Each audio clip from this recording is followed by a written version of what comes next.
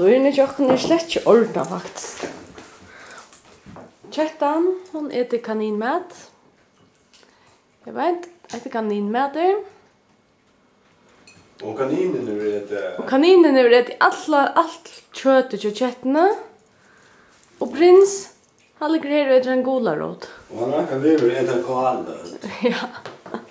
Och han vill inte stora smaka av gräs. Nej, det är simpelthen inte läge, alltså. Dyrene tjocken är simpelthen forstyrret.